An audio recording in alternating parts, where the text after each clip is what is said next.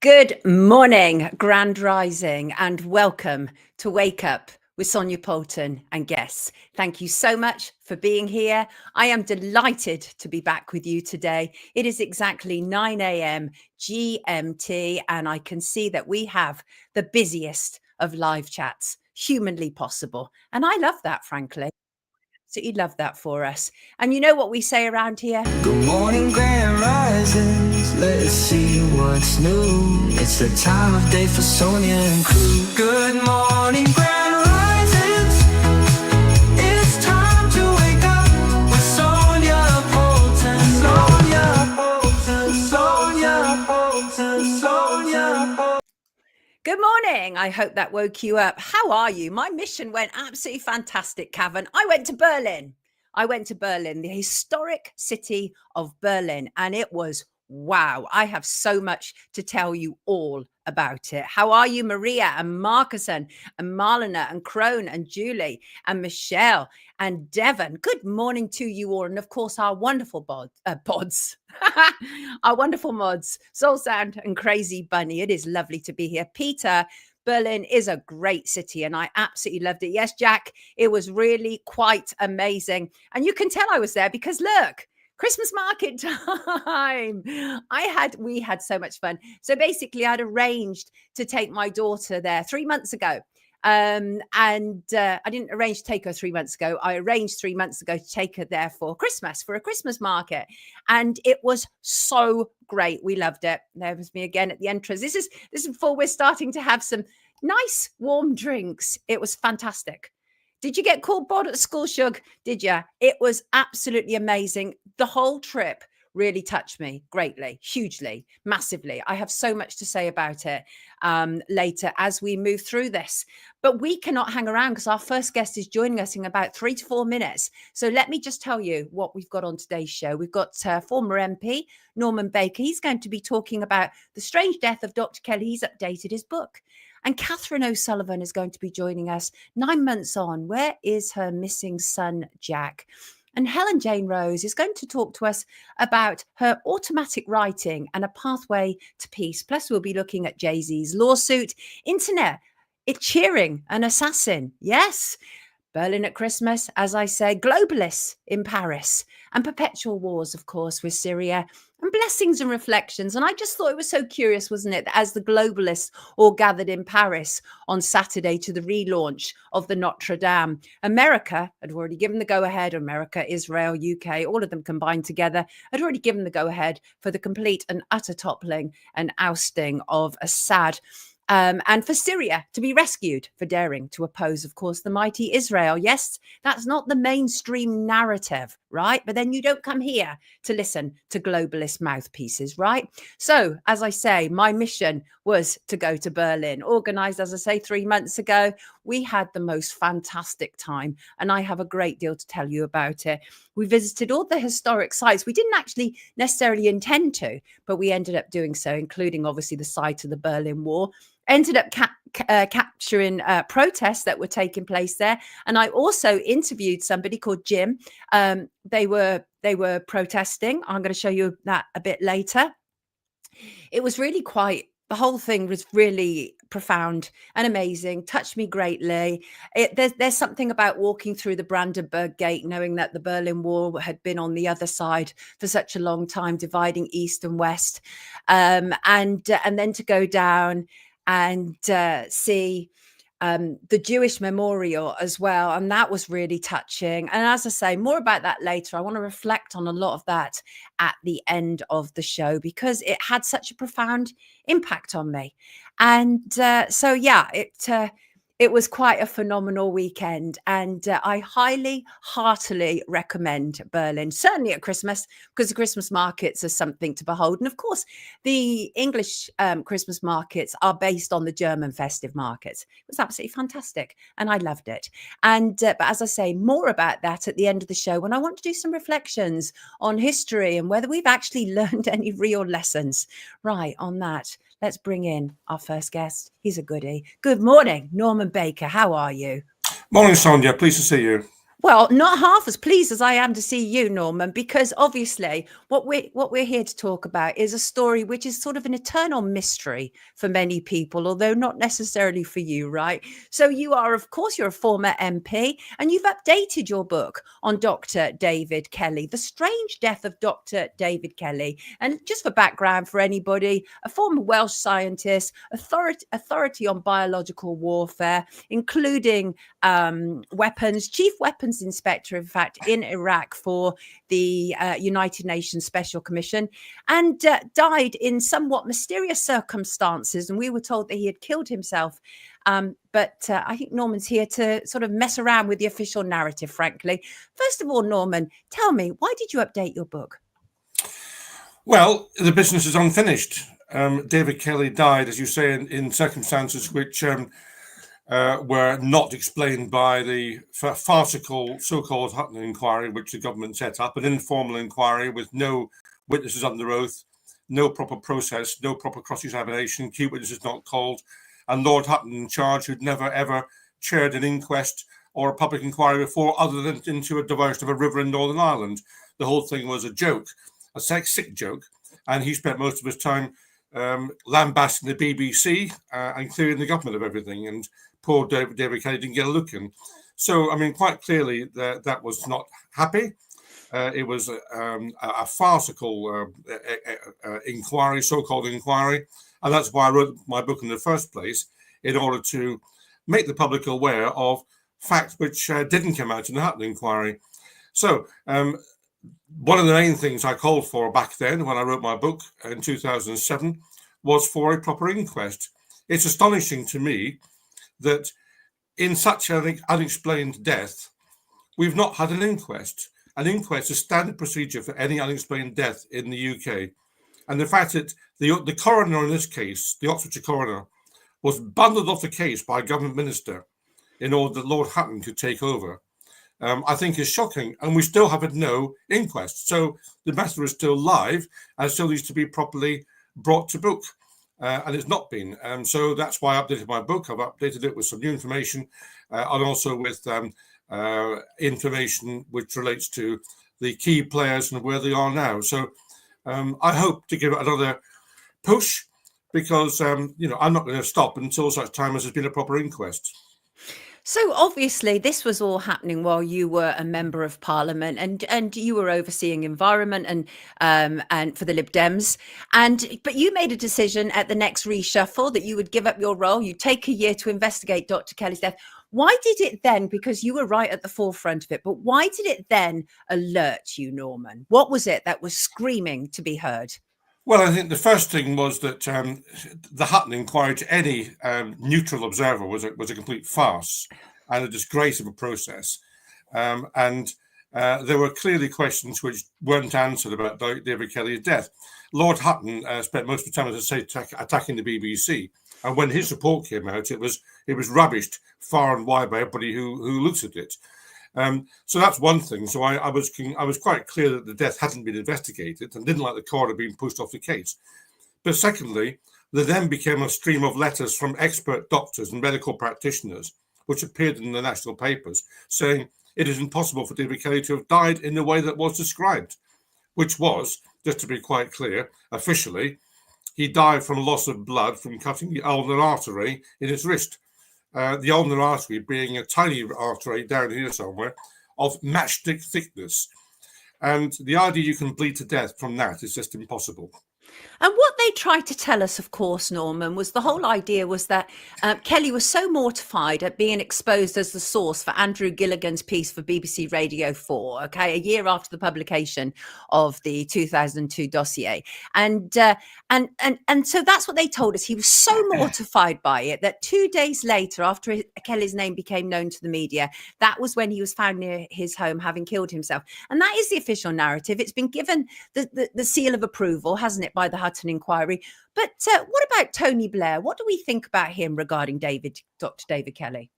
Well, I'll come back to Tony Blair in a second, but just on David Kelly's state of mind, he had a difficult public engagement with the Foreign Affairs Committee. But then the next day, he was attending the Intelligence and Security Committee behind closed doors, He was in much better frame of mind. He made it plain that the worst was over. That's what he was saying in his emails to people, his friends. He booked a flight to Iraq to carry on his work on behalf of the United Nations. His wife was ill, and his daughter was about to get married. And he was a member of the Baha'i faith, which regards suicide as completely unacceptable. So for all those reasons, I simply don't accept his mindset was one that was ready to commit suicide, let alone the forensic evidence we might come on to, Sonia, in a minute. As far as Tony Blair was concerned, well, Tony Blair was on a flight to Japan, I think it was, and he was telephoned, I think, on the plane, or however they contact people on the plane, to be told of this officially. This is the official version. But the interesting thing about this is that this is a Friday morning. On the Friday morning, Lord Hutton was found in his office in the House of Lords. Nobody in the House of Lords is in their office on a Friday morning, by the way, but he was found there on a Friday morning. Right. He was identified as a person to chair the inquiry by who knows who, Lord Falconer, perhaps Peter Mandelson, who'd been the Northern Ireland Secretary. Lord Hutton was from Northern Ireland, and by Blair. The terms of reference were agreed, and lo and behold, within about 2 hours, Lord Hutton had been appointed. The government acting with remarkable speed. But of course, what they did do is to divert media attention from the death of David Kelly onto the forthcoming inquiry and the question of the BBC versus the government. So there's a very neat political move to take attention away from David Kelly. Blair didn't entirely escape, because when he was giving a press conference in Japan, Jonathan Oliver, who was the excellent reporter from the Mail on Sunday, asked him, "Prime Minister, do you have blood on your hands?" It's quite an interesting clip if you get a chance to look at it, because Blair just stood there as if frozen in the headlights. He didn't say a word. It's quite extraordinary. Yeah, I mean, you can imagine, can't you? Tell us, what role did the dodgy dossiers play, do you think, in the death of David Kelly? Well, the dodgy dossiers were a grotesque attempt to persuade people that there was an immediate threat to this country from what was happening in Iraq, and it simply wasn't true. There were no weapons of mass destruction there. David Kelly, ironically, had been responsible for removing a lot of them some 10 years earlier. Right.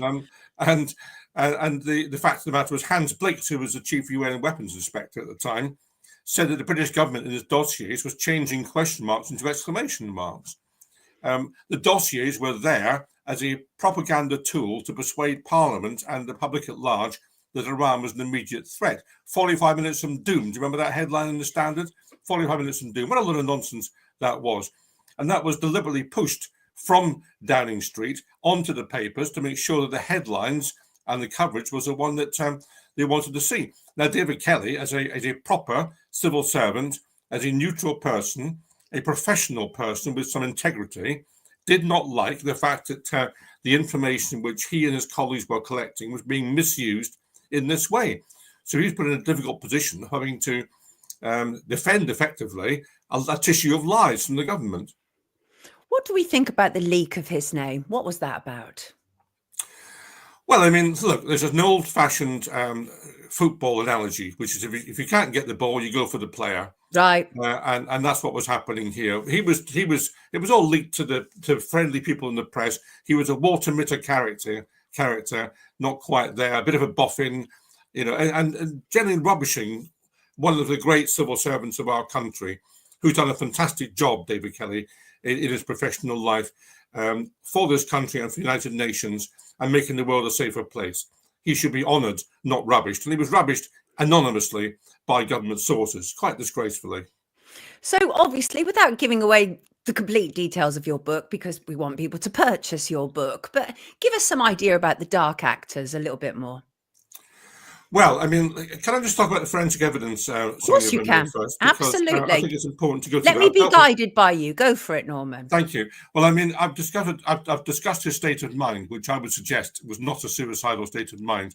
I want to just turn now to the official reasons for his death. And by the way, interesting that the death certificate was issued before the Hutton inquiry was sitting, right, which suggested reach a conclusion before any evidence had been heard. A novel way of approaching matters, isn't it? But the official causes of death, and I've set them out in my book, hemorrhage and incised wounds to the left wrist. I've already mentioned that the ulnar artery was of matchstick thickness. When the volunteers who found him, and indeed the paramedics afterwards who came to the site to examine him, they didn't know how he died. There was no blood. How can it be that you have someone dying from complete loss of blood and there's no blood evidenced on the site apart from on a small bit on his sleeve and a mark on his knee? That's all there was. If you cut your wrist, sorry to go into detail, but if you cut your wrist, the heart's still pumping, and there's a fountain of blood will come out. But there was no blood on his right arm, which he was supposed to have used to cut his left wrist. How could there be no blood? Answer: there was none coming out, because that's not how he died. Right. And also, we're told he died from a knife he'd had from childhood. The knife was blunt, and it was a hook on it. It was the most inappropriate weapon to use to kill yourself. And also, if you use a blunt knife, that means that the wound heals more quickly than if you use a sharp knife. So again, that indicates that it's impossible, really, for him to have died from loss of blood. In the inquest, so-called inquest, the Hutton inquiry, the pathologist gave evidence. I think it was the pathologist gave evidence that. Liver mortis was a clear function of the autopsy. Liver mortis, if you're not medically trained, I wasn't medically trained, but I've been learning about these things, is when a body dies, the amount of blood in the body sinks by gravity, so it's not evenly spread throughout the body. Well, I mean, if liver mortis is a clear function of the autopsy, that means there's a lot of blood in the body. So again, he couldn't have died from loss of blood. We're then also told that he took... Well, we're invited to believe, I put it this way, he swallowed 29 co-proximal tablets because there was 3 blister packs of 10 found in his pocket with 29 tablets conveniently missing and one left to identify what it was. Very happy to have that one left for the police as a clue. 29 tablets. But we were also told at the Hutton inquiry there was less of a fifth of a tablet in his stomach. So what happened to the 28 plus bits of tablets which weren't in his stomach? Where are they? He also had an aversion to swallowing tablets. His wife gave evidence at the Hutton inquiry that he had an aversion to swallowing tablets so strong you wouldn't even take a tablet for a headache. So the idea that he would use a blunt knife to inflict a wound on himself with some pain. And by the way, I forgot to mention, he's supposed to use his right arm to do that. My Pedersen, one of his best friends, who, by the way, wasn't asked to give evidence at the Hutton inquiry, although she offered to do so, would have told the inquiry, because she told me, I talked to her for an hour afterwards, that David Kelly had had an incident 2 weeks or 2 or 3 weeks earlier and damaged his right arm. And when they met, he couldn't even cut steak with his right arm. So the idea that he would use his right arm to cut into his left wrist is just beyond belief. So he wouldn't have done that. He wouldn't have swallowed tablets. There was a small water bottle, which was not even finished. So you're taking 29 tablets apparently without swallowing very much water. I mean, the whole thing is just a complete shambles. It's unbelievable. I mean, it's so obviously not true. Well, the thing is, I think for me personally, it was one of the first stories when I absolutely realized without a question how easy it is to manipulate the public with information. And obviously, first of all, the weapons of mass destruction, 45 minutes, as you say, the headlines, all of that was absolute manipulation of us. And then we were manipulated into believing that this was a straightforward situation where he'd taken his own life. His family, I think, still believe that he took his own life, though, don't they? Well, Mrs. Kelly, his wife, ex-wife, I suppose now you have to say, she changed her story, to be perfectly honest with you. I don't want to be too intrusive, but I mean, on the day he was not there, he had gone for a walk and not returned, she was peculiarly unworried about that. Although his normal walk had taken about an hour and he'd been gone for several hours, she wasn't particularly worried, which suggests that she might know where he was, or that she had some reason to think he was not damaged or not injured. It was only subsequently at the Hutton inquiry when she said, "Oh no, she'd been terribly worried. He'd been very depressed, etc., etc." Well, she didn't show that on the day, and it was still about midnight till the police were called, and it's a very, very long time till the police were called. Some 8 or 9 hours later, before a call was made to the police to alert them to his disappearance. Other members of the family have wanted to talk to the press. In one case, the BBC sent a reporter up to Newcastle for an agreed interview. And when he got there, the member of the family said, "I'm sorry, I can't speak to you. My Mrs. Kelly told me we can't talk to you." Right. So she's operated as a kind of block on anyone in the family talking to the press. Interesting. Now, what I mean, we're obviously just kind of guessing here, but do you think it's fear? Well, I mean, it could be. There's a number of explanations. It could be that she's very loyal to the state and had been persuaded that it was in the country's interest not to dig all this up. I mean, she was a loyal citizen, I think, as far as I can tell. It may well be that the Minister of Defence said, "Well, if you commit a suicide, there's no pension rights." But of course, if we're able to smooth the whole thing over, then perhaps pensions can be paid. I mean, who knows what the reason was? Exactly. It's very difficult, isn't it, when you are actually in those positions and you're moving in those circles. And Kelly moved in some interesting circles. What was the Rockingham cell, Norman? Well, I won't go into that now, if I may, but there's a reference to that in my book. I mean, okay, one of those. Fine, fair enough. No, I'm not. Keep some things back. Absolutely, keep some things back. Fair enough. So, what would you like to see done? Obviously, you said you want to keep the story alive. How are we going to get to the bottom of this, though? Because the Hutton inquiry is essentially said, right, that's it. It solidified the narrative. Where do you go from now? And Lord Hutton, of course, has required all the papers to be sealed for 70 years. Wow. Before anyone can see them. 70 years. I didn't realise it was 70 years, right. When the normal freedom of information requirements in this country suggest papers are released after about 20, 25 years these days. 70 years. So we'll all be dead before anything comes out, if it ever comes out. And of course, I should just say something did come out from a freedom of information request I put in. I discovered, Lord Hutton didn't discover this, I discovered this after his so-called inquiry. There were no fingerprints on the knife he's supposed to have used to kill himself. There were no fingerprints on the water bottle, no fingerprints anywhere. So, and he wasn't wearing gloves. Are we to believe that David Kelly scrupulously wiped everything clean of his fingerprints that he was using? I mean, it's just an insult to the public to believe. It is an insult, but that in itself tells us something as well, is that they believe so much in the power of the media that they controlled, that they could do this to us, right? Yes. Well, I mean, they're probably right, because they've got away with it, haven't they, so far? Exactly. I mean, the reason I want to keep this thing going, it's partly justice for David Kelly, and it's partly because I believe in truth in public office.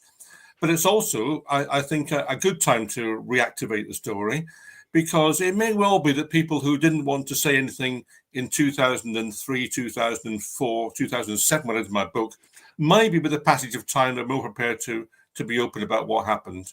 Yeah. People have retired, they're no longer worried about their job and so on. So I'm hoping that this will generate some honesty from some people who know what went on. Well, people, loyalties change, don't they? I mean, that's the interesting thing always. Look, Norman, very much appreciate you having us with us this morning. This is Norman Baker, everybody, and he's updated his brilliant book, The Strange Death of David Kelly. I will put a link in the description at the end of the stream. Thank you so much for joining us, Norman. Take good care of yourself. Sonia. Have a good Christmas. Bye-bye. You too. Take care. Lovely to have him with us. Right. You got, so I saw Jackie, was that your moment of waking up? I mean, I think, it was so obvious to so many of us that we were being manipulated. It was just horrendous, really, wasn't it? Absolutely horrendous. These people, they don't care. They don't care that we know that they are blatantly lying to us. That's the extraordinary thing, isn't it? Extraordinary thing. Should we have a brief look at globalists in Paris? Let me just bring up an image here. Hold on a second. Bear with me. Some of those images in Paris disturb me, frankly. So obviously, Notre Dame. And let me just bring it up here. Where is it? Where did you just go? Have I just lost it? Sorry about this, everybody. Right, there you go. Obviously, globalists in Paris, a first look at the fully restored Notre Dame Cathedral. French President, a troubled French President, Emmanuel Macron was there, of course. The celebration was attended by some 1,500 so-called dignitaries, including President-elect Donald Trump, Ukraine's President Volodymyr Zelensky, and First Lady Jill Biden, Prince William of Britain's royal family. The ceremony opened with 3 knocks. How much symbolism was going on there? I need somebody like a Mark Devlin or somebody along those lines to explain to us exactly the sheer volume of symbolism that was taking place. I saw Trump kissing Jill Biden, says Craig, Somerset Square. Oh, my word. Yeah. And also, Didn't he say, good man, this one, about Prince William? Thanks a lot for that, Trump, right? I mean, Prince William is not a good man, not at all. He's actually greedy, pilfering, an uncaring individual, just like the rest of his family, and a slum landlord on top of that. And it was an absolute globalist gathering. And as I say, absolutely full of symbology. And I find those sort of events really unnerving. They mess with me. They mess with my solar plexus to watch that. I could only watch like seconds at a time because it just eeks. I mean, like it screams really negative vibrations for me. And I know it's not supposed to, but it does. You know, I don't trust them. Oh, where's the funds for the right folks? Yes, that's put me off my breakfast. Did it? Sorry about that. I'm very sorry about that, Judith. I certainly didn't mean to. So what they did was Paris's Archbishop Laurent Ulrich, he opened the ceremony with 3 resounding knocks on the cathedral's door, wielding a specially designed crozier, which was carved from the fire-scorched beams. And just like that, we're told the cathedral was officially reopened for worship. I thought it was quite curious that was the point, because throughout the week there had been the movement on Syria, and I thought it was quite curious at the same time in Syria, that was where there was the big, you know, the rebels finally stormed through, and that was when Assad was off to Russia. Interesting new leader, by the way. Let me just remove this image. Anybody else think it is more than a coincidence that the overthrowing of Assad seemed to be perfectly timed with the globalist gathering in Paris? Or is that just me? Is that just me? On matters of such as Syria, for example, I'm not turning to legacy media for answers. I'm turning to people who I can actually trust on these issues, like reporter Vanessa Beeley. And she said, made it out of Syria for the time being. Chaos rules, looting, thuggery and thieving. Gets the US-Israel stamp of approval because this is what they believe in. Going through the border was a mash of gunfire, infighting and looting from every single shop and market. Terrorists on motorcycles, gunslingers and criminals. An incredibly sad experience. The house was surrounded by rebels, in quotes. Drunk in victory, in quotes, from 5 a.m., constant celebratory gunfire, and around 10, they tried to beat the external door down to loot the contents of the house. Early morning, Israel was destroying Syria air defense with bunker buster bombs. The whole house shook. The CIA roadmap is always the same. The resistance is broken, and I doubt it can be repaired. But the extremist mercenaries in the pay of Israel will tell you that they support Palestine. Go on then. You're on the border now. What do we think? With Assad gone, Sharia law is closer to Europe than ever, says Soul Sound. Indeed. There's no such thing as a coincidence, says Lisa. And I tend to agree with her, of course. This, obviously, American involvement all over it. The Assad regime has kind of ruled the country for 50 years. And Mr. Assad himself and family left the Syrian capital of Damascus. And we're told that he's sought asylum in Russia and has been granted that. There's been at least the last previous years, 13 years of conflict at least. And but interesting, who did fund those Syrian rebels? I think Vanessa Beeley has the answer there. We're now dealing with HTS leader Abu Mohammed al-Jilani, who rocked up in very similar attire to Zelensky, which I thought was also very interesting. And of course, the world leaders are reacting to the fall of President Assad. And you have Biden, who has just pardoned his own perverted son, said, Mr. Assad's fall is a fundamental act of justice, but also a moment of risk. Joe Biden is not in any position to talk about justice. And Keir Starmer said the development in Syria in recent hours and days are unprecedented, and we are speaking to our partners in the region and monitoring the situation closely. And of course, Israeli Prime Minister Benjamin Netanyahu has hailed the ousting of Mr. Assad as a historic day. He said on a visit, he said, we will not allow any hostile force to establish itself on our border. And he's talking about the Golan Heights, of course. Stephen says Biden is corrupt to the core. He is indeed. And Israeli airstrikes hit Damascus, according to reports. Israel, that we know of, has conducted at least 3 airstrikes against a major security complex in Damascus. I'm sure there's going to be a great deal more coming out about that in the following days. I just find the whole thing really curious. And because I've been away for the weekend, I didn't have enough time to go through it as much as I wanted to. And that's why I wanted to reflect on what Vanessa Beeley was saying, because as I say, I do trust her absolutely on these issues because she's there on the front line. She is. Right. Talking about the front line, let me bring in our next guest. Good morning, Catherine. How are you?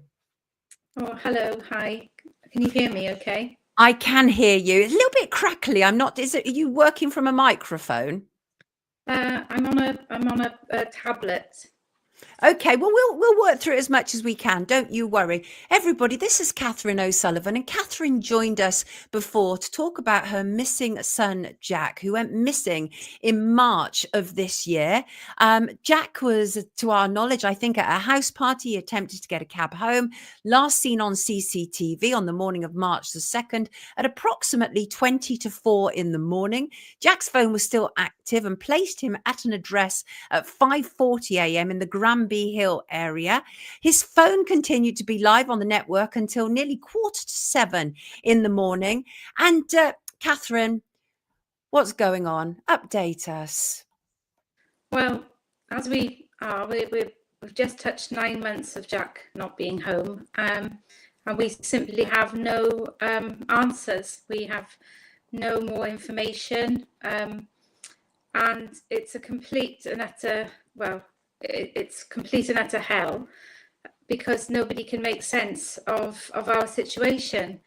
We see Jack on CCTV, then the CCTV runs out and we don't see him again. And we've had no official confirmed sightings since. And yeah, as I say, it's just, we're living the worst possible times.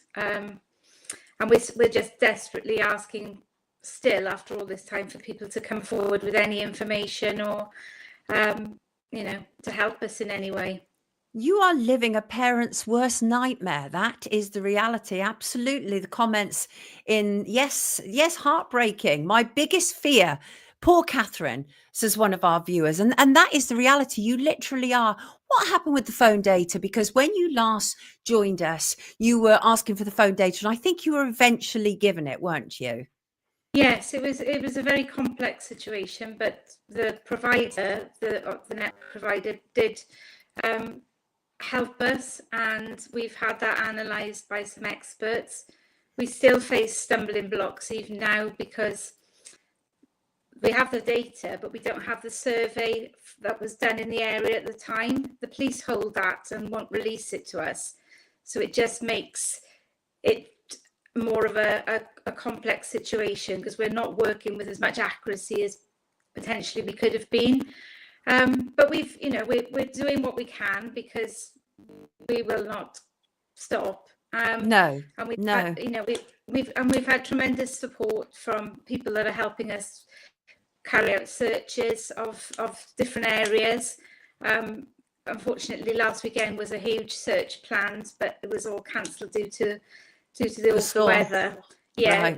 It just wasn't safe for people to do it. But we will endeavour to start that up again and somehow keep going, because there's not one shred of evidence, there's not a trace of any of Jack's possessions, and it seems almost impossible for that to be the case, but however it is. You said that you're at this stage pretty much dependent on public support. Why is that? What are the police doing? Well, I think unfortunately for missing people in general, it gets very, very low priority. And you can't even imagine that you could say that as a parent. For me, it's no. The only thing that matters. So, where we are, if we have information, I always inform the police of it, but to what level it can be looked into is difficult, because I guess their hands are tied. They feel they've done as much as they need to do. So again, that's another battle. It's so awful, really, because you've also been told that some information that has come in has not been followed up by police. Can you tell us any more on that? Well, because we set up our own social media and emails address to provide information, and this isn't to go against the police. This should be we should be all working together here, Right? you know. And I get information to say, well, I phoned the police, but however, that wasn't, you know, nobody ever got back to me, or this wasn't followed up on. And it is difficult to know what to believe half the time, but I think I'm on my position now is any information sent to me, and we will do everything in our power to follow it through. Then I feel then I've got peace of mind that it has been looked at. So yeah, it's just everything is a complete struggle. It's absolutely awful, and literally people in our comments are horrified for you, really horrified. And people want is it a low priority because he's a young male? Do you think? It appears so. I mean, speaking to other families, which you can't even imagine that there are people like us out there before this happened to us, but I've been in contact with quite a few families now, and they say exactly that. You know, that the statistics are thrown at certain situations, and you know, young males just don't get the attention in the same way. You know, it'll be, oh well, you know, if men are out on a night out, they've had a few drinks, and it's almost inevitable what happens. Well, not for us, it's not, you know. And it's not. I think my main point would be every case should be treated individually because circumstances are so different. You know, I know my son, and I know his level of communication, and it's always been incredibly good. So that in itself should be, you know, should have set alarm bells ringing faster than exactly. You're a close family. Exactly. This was not somebody who'd gone off and you're not hardly in any communication with him. Exactly that. And what do you make of the fact that the phone was still working 3 hours after the last sighting of Jack?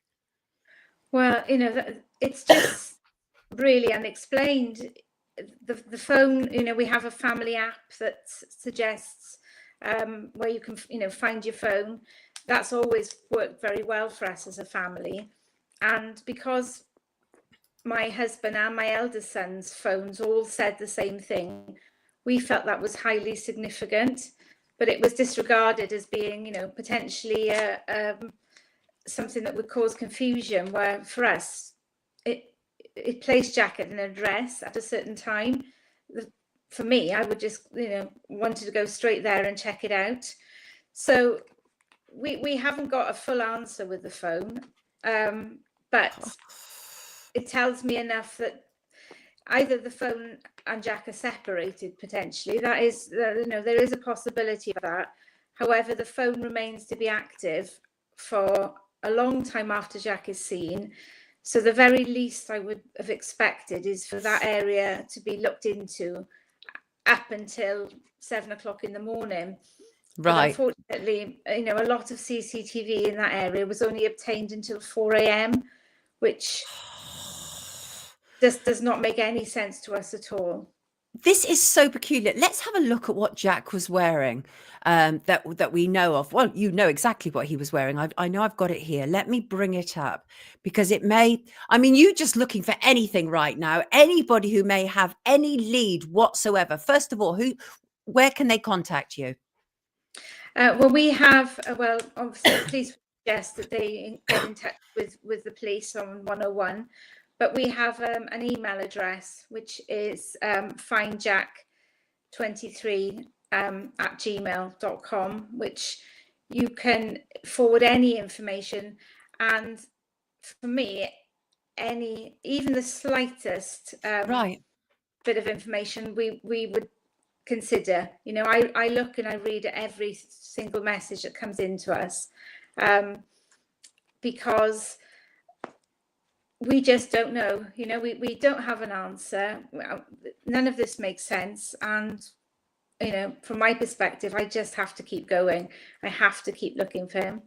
Well, I think that's key right there, Catherine. How do you keep going in such a situation? Because surely every day is like limbo land.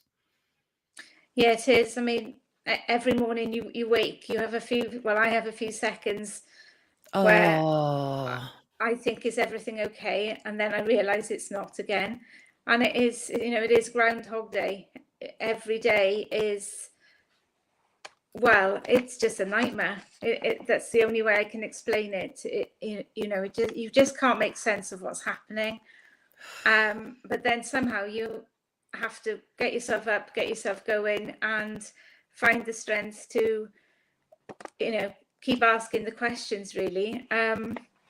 It is hard. There are days where I really, really don't want to get out of bed, to be fair, but to date I haven't. I've kept going because, I owe it to Jack, and I owe it to the rest of our family to somehow hold each other together and keep asking the questions. you're doing amazing. And of course, there's always, in situations like this, heartbreaking situations, there's people who seek to manipulate it because they see you as vulnerable. You've had ransom demands, you've had mediums, right? All manner of things going on.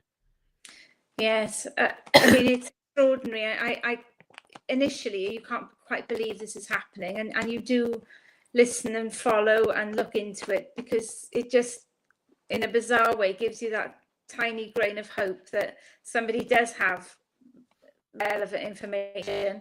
But then it becomes quite apparent quite quickly that they're scams, and have been extraordinary. Some of the messages have been, I can't even begin to tell you how bad it's been. And we do get a lot of medium information, and most of it is I think coming from a place that they think they can help us rather than cruel. So again, I read it all because for me, I have to be really, Yeah. I can't ignore anything, is what I'm trying to say. 100%. Right. Let me just refresh people. Aurora, he went missing in Bristol. The last sighting was like by a canal, wasn't it, Catherine? Yeah, well, there's a huge waterway that is kind of the entrance into the Bristol Harbour. And we, Jack has crossed over the bridges on this waterway twice. And then, then we don't see him go off camera. But because it's close to the river, that's why the assumption was very quickly made by the authorities that must be what's happened. But nevertheless, the last sighting I have of Jack, he's walking away from that area. He's heading back, in it, and he's also negotiated some of the tricky parts 2 or 3 times. So, yeah, it's very difficult because I have an opinion. I think the police have an opinion, and mine isn't, mine's based probably more on mother's instinct. The police is based on statistics, and somehow we have to, navigate their way through the all of it. What's your mother's instinct telling you? My instinct from the very beginning was that Jack's got into a vehicle, whether it was a taxi, whether it was a taxi or whether it was a car that he potentially thought was a taxi. But that's what my instinct tells me, because I see Jack shortly before trying to flag down cars. It's a normal area for him to take a taxi home from. And obviously the last message he sent me was, "I'm getting a cab home. I'm fine. Don't wait up for me." And also because I've been able to view a fair bit of footage in the surrounding areas, then if Jack was wandering around, he would have been caught on some other CCTV, whereas the only thing you really see are cars, vehicles moving. So in my head, why couldn't Jack have got into one of those vehicles? But as I say, I'm basing it more on my instinct than on any fact. Well, and fair enough. That can keep you motivated. That can get you out of bed in the morning, right? To keep driving through and until you get some answers. Because until you get some answers, what mother wouldn't keep on like you, right? I mean, obviously a negligent mother wouldn't, but you're not a negligent mother, and it's very painful for people to hear that you've got no answers and you appear to have getting very little help, really, comparatively, compared to, like, you know, so-called bigger case like Madeleine McCann. I think people always refer to Madeleine McCann when we talk about missing people and how much funds has gone into the disappearance of Madeleine McCann for a crime that didn't even happen in this country, and yet resources are stretched for so many other people. And I do wonder what the priorities are about, and I think that is very painful for you, and you clearly need more help. So, like you say, any information whatsoever, even the slightest thing, right? And at the moment, though, I mean, all cards are on the table, right? The police may be going in the area of he fell in water, but all cards are still on the table, right? Well, I think so. For us, you know, we don't have the answers. We don't have evidence to suggest he's gone into the water other than an opinion. So we just have to keep going and try and keep the awareness out there, because, you know, people don't just vanish into thin air. And my firm belief is somebody must know something. And maybe they don't even realize what they know. Maybe they don't, you know, it wasn't significant at the time. And 9 months is a long time, really, for people's memories to try and cast their minds back to then. But yeah, you know, until I have any evidence that confirms that Jack's not here anymore, I'm just going to keep going and keep looking. Does Jack have one sibling? Yes, he has an older brother. That's right. How's his brother coping? It's really hard. You know, Ben is his name. He is, you know, he's an amazing young man, and has given his father and I so much strength during this time, but it's really taking its toll. You know, all our lives are just in free fall, really, and we don't understand why. But, you know, Ben and Jack are so close as siblings. I'm really, you know, lucky to say that. And they've always been there for each other. So this is incredibly hard for Ben to navigate his way through this, you know, this life at the moment and it's so hard to see, very painful to watch. Yes, exactly. One missing son and one, you know, very deeply hurt and confused son. Very painful for you indeed. This picture, of course, was from Jack's graduation, family event, really. Yeah, that's right. I mean, we are, you know, a very, very tight family, a small family. It's always been predominantly the four of us. And yeah, we have a huge hole in our lives at the minute. And as I say, it's terrible. I've had, you know, experience of people losing a sibling or a family member or a son even. And I've seen the pain that people go through, but we just don't have an answer to what's happened. And for us, that compounds everything, because, you know, there's not an hour of the day when my mind doesn't go to a place of, well, you know, what can we do next? Who can we ask? What can we look into? Where could he possibly be? Because it just doesn't make sense. Some people just don't know how you're coping, Catherine. Craig said, how do you cope with this? I would be at the drinks cabinet 24/7. Not good. And I think any parent, and I don't think anybody would judge you either, Catherine, if you had slipped into that. But, you know, as you say, you just have to keep your resolve, right? Yeah, for me, you know, I have to find the strength every day. I try and sleep at night. It's not easy, but I do get some sleep, and then I have enough to recharge to get myself up and going again.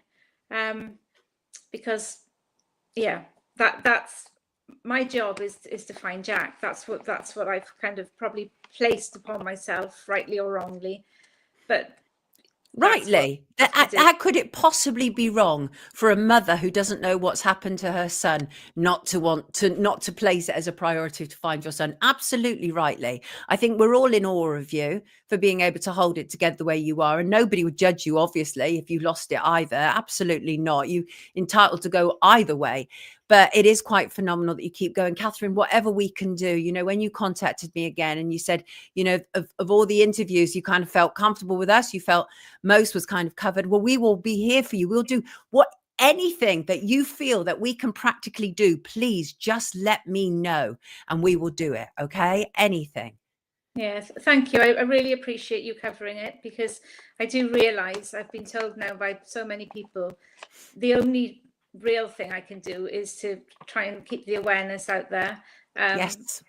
And yeah, so we so appreciate you speaking to us today. Thank you.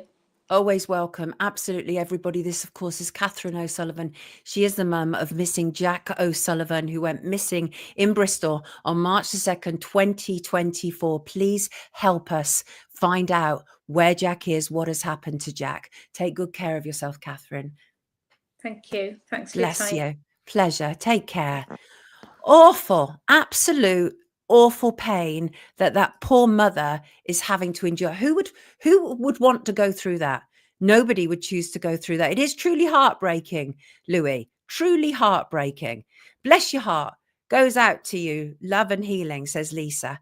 I do hope you get some answers, says Ian. Sending out strength and abundance to you and your family, says Michelle.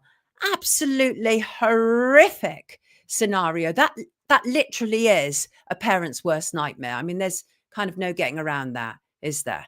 What do I want to look at? I want to come back after our next guest to the story of health insurance CEO Brian Thompson, because, of course, the reaction to it is quite unlike reactions that you normally get to an assassination. And I think that says something very key about the world that we are living in. And I noted somebody said Sonia has got the Berlin cough. Actually, I was quite coughy, quite chesty before I went, but it's fine.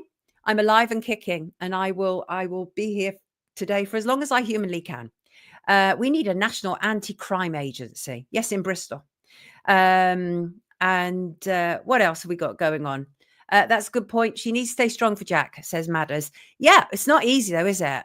It cannot be easy at all. The pain of it would just be quite phenomenal, really. I'm thinking that what I might do, before I bring in our next guest at 10 o'clock, I'm going to show you a clip from a protest on Saturday in Berlin. So we've gone to the Brandenburg Gate. Now, for anybody who knows even a cursory glance at history, the Brandenburg Gate is positioned, and the Berlin Wall was in front of it, the other side of the arch. And of course, the Berlin Wall lasted for, I think it was 3 decades.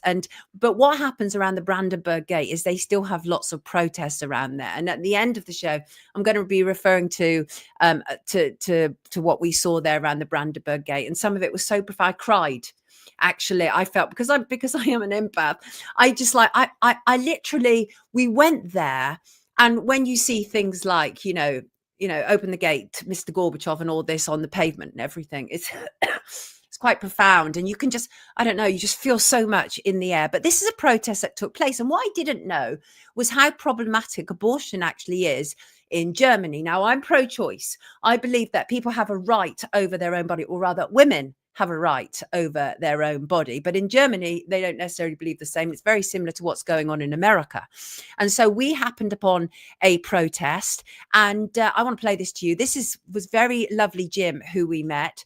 And what he talked to me about was how the state is working very hard to control a woman's body. And he talked about it being the tip of the iceberg. We talked about globalism and how they work and how they all come together. And the fact is they all want complete and utter control of us. And whichever side of the fence you land on abortion, and I'm not here to convince anybody of anything, right? Everybody's got their own views about it. But whichever side of the fence you land on, the people protesting have as much of a right to protest as the people who are counter protesting them. And in this clip, you can see both. So let me just bring that up. Oh, has that just stopped for some reason? Why has that just stopped? That's kind of odd. That is very odd. I don't know why that's just stopped. I might have to play that later. You know, that sometimes happens, doesn't it? Let me try that again. Nope, I don't think it. That's odd. You know, the funny thing is, Mercury retrograde is still happening, by the way. I had horrendous travel. Absolutely. Like, there were so many issues with our travel, but that doesn't want to play at this moment. But I'll try it again later.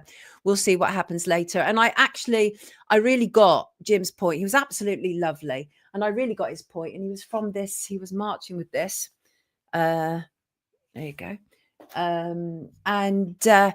But I totally got his point. And that is the state all over the world. The state wants to get in between parent and child. We know that, except when the child is missing, then the state doesn't appear to give two frigs. But the state wants to get in between the parent and child, and the state wants to take over our entire body, from the way we think to what we consume to where we go. We know that. You cannot catch cold or flu from another person, says Mary. I didn't catch anything from anybody. I just have all manner of issues going on here. Just wintry stuff, cleaning out. That's what's going on for me. Right. I tell you what, let's see. Oh, yes, this is interesting. Just say this before we move on. And that is the Arla, the whole Arla thing. And we talked on Friday about whether that was a very helpful, useful distraction, because it suddenly boomed, came out of nowhere. And Jane wanted to add to that, actually. Good morning to you, Jane. Jane contacted me, said, actually made a guest suggestion. Erwin Morrow said he's an Arla farmer. Listen to him on someone's YouTube channel. He's based in Cornwall, not in the trials, but is an Arla farmer. It's quite upsetting to listen as he sets out the issues currently taking place around Bovair, and if it could be intentional to ruin farmers, etc., something you touched on. Now, I think that is interesting. And of course, they've made this announcement that all cows by 2030, there's that year again, will have that additive in their feed. But I think what is curious is the way the whole Arla thing exploded over the last week and a half, because it's been in the food chain for a while. But suddenly it's, you know what kicked it off was the announcement that Arla was working with supermarkets. But it went viral, didn't it? And when things go viral, you have to wonder why, because having worked in legacy media for an awful long time, you don't get to see what they don't want you to see. Reality. Yes, 2030. There's that year again. Yes. LB, I don't rule that out. Of course, the environment could be what is causing my cough and my cold that I had the other week. Absolutely. My mind is open to all those things. I don't rule them out. Absolutely not. Let's get a little bit more spiritual, shall we? Before we move on to some more harder news. Let's bring in Helen Rose. Hello, Helen. How are you? Hello, I'm good, thank you. Thank you for having me. Pleasure. I met you the other week, didn't I, at the Red Lion where I was speaking, had a lovely conversation with you. And you said some really curious things to me. And one of them was about how you had been channeled through automatic writing to write a book. And you worked in cooperation, I believe, with what you call the Divine Council. Is that correct? Talk to us about the Divine Council. So, as far as I understand, they are a group consciousness of how they describe it. They call themselves, had earth lives, and they became enlightened during their earth life. And now they are responsible, it sounds so lofty, for overseeing part of the divine plan and helping a certain number of what they call light warriors to try and become basically a living example of having inner peace within themselves, to then ripple that consciousness out to the consciousness of the planet, to try and override the mass consciousness, all the mind control, all the mind programming. That sorry, I'm probably not. No, we're going to go into it deeper. So this is the channeled automatic writing that you were inspired. And I know that feeling where you feel that it's not actually you writing. You feel that something much bigger and beyond you has taken over. And it's the coming times, a pathway to inner peace. Well, obviously, we've got so much bloodshed and war around us and perpetual wars that we need some peace. We absolutely do. But talk to us a little bit about your experience, about when you first started writing this. So it happened. It was the last thing I was expecting. I was actually seeing a counsellor. I was going through a really quite a dark place in my own life, massive amounts of inner chaos, and I was seeing a therapist, and he told me to do it's like a therapeutic tool where it's called inner child healing. And part of this exercise, you write with one hand and you ask your inner child, like your deepest shadows, your deepest issues, and then you respond with the other hand. And so I was doing the exercises I've been told to do. And what I started writing was it was certainly not from like my hurt inner child that I was trying to heal. It was really quite profound wisdom. And it was telling me, what I wrote told me where my issues came from, from when I was much younger. And that's how it started. It literally just started like that. I started doing it every day, and my hands would tingle and I'd write, and I wouldn't know what, it sounds really out there, but I wouldn't know what I was writing. It was like I went into a different space, a different consciousness, and then I'd read it back as if I hadn't written it. I know it sounds really out there. Well, no, it'll only sound out there to somebody who hasn't had such a profound experience. And the thing is that I think some people, they'll kind of poo-poo what you're saying, one, through embarrassment, right? Because it touches something as well. I mean, I've come from a spiritual background. These things do not make me embarrassed. I don't think they're woo-woo. And I know that I have both my feet planted firmly on the earth as well. And I think that it's really important to pull in all elements of ourselves. We're so much more than just these worldly, earthly beings, and we should be more in touch with it. Do you feel that you were changing as you were doing those automatic writings? Yes, I absolutely do.